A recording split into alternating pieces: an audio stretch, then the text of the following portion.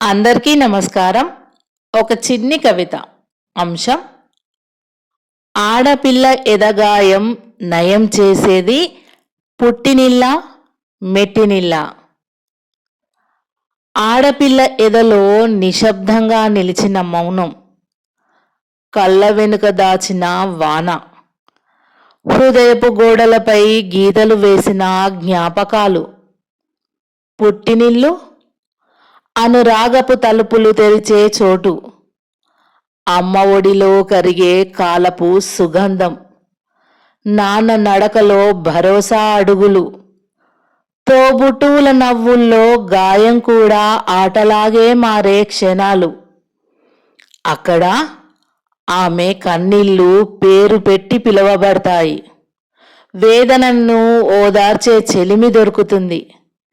గుండె చిట్లిన మళ్ళీ కుట్టే సూది దొరుకుతుంది. మెట్టినిల్లు బాధ్యతల మలుపుల రహదారి, పరిమితుల నీడలో నిలిచిన ఆశతో పాత్రల మధ్య తన పేరుని వెతుక్కునే ప్రయత్నం. నవ్వు ఒక అలవాటు, మౌనం ఒక ఒప్పందం. ఇక్కడ గాయం గౌరవంగా దాచాలి, కన్నీళ్ళు అర్ధరాత్రి వరకే తోడుంటాయి. ఎందుకంటే తనకంటే ముందుగా ఇంట్లో వారి శ్వాసను వినాలి. అయితే నయం చేసేది ఎవరు? పుట్టినిల్లు మృదుత్వమా, మెట్టినిల్లు బాధ్యతలా? ఒకటి మాత్రం నిజం, గాయం నయమయ్యేది ఆమె తల ఎత్తి నిలిచిన క్షణాన.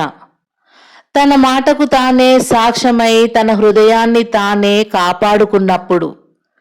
పుట్టినిల్లు ఆమెకు గుర్తు చేస్తుంది ఆమె ఎవరని. మెట్టినిల్లు ఆమెకి నేర్పుతుంది ఆమె ఎంత బలమో బలహీనమో కూడా చెబుతుంది.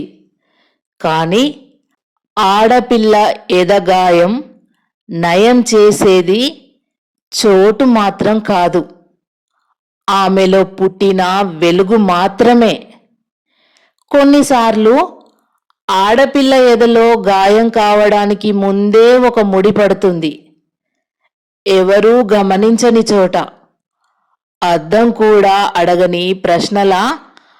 అది మాట కాకపోయినా ఒక ఆలోచన, అలవాటుగా మింగేసిన ఆశ, నవ్వులో దాచిన ఒంటరితనాన్ని ఆమె నేర్చుకుంటుంది. నడవడం మాత్రమే కాదు, నడుస్తూనే భరించడం. చుట్టూ ఉన్న ప్రపంచం ఆమెకు కొలతలు వేస్తుంది.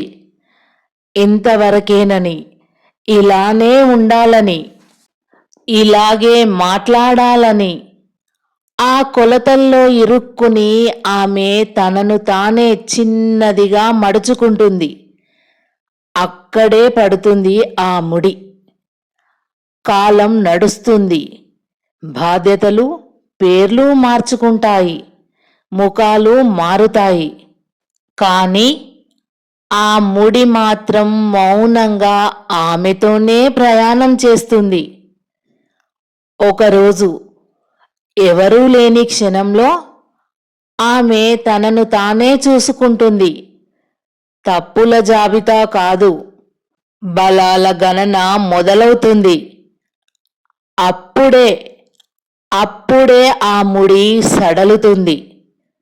కన్నీళ్లతో కాదు, నమ్మకంతో. ఆడపిల్ల ఎదగాయం బయట ప్రపంచం వల్ల కాదు, బయట ప్రపంచానికి తనను తగ్గించుకున్నప్పుడు. నయమయ్యేది కూడా ఎవరి చేతుల్లోనో కాదు. నేను సరిపోతాను అని ఆమె తనకు తాను చెప్పుకున్నప్పుడు. ధన్యవాదములు.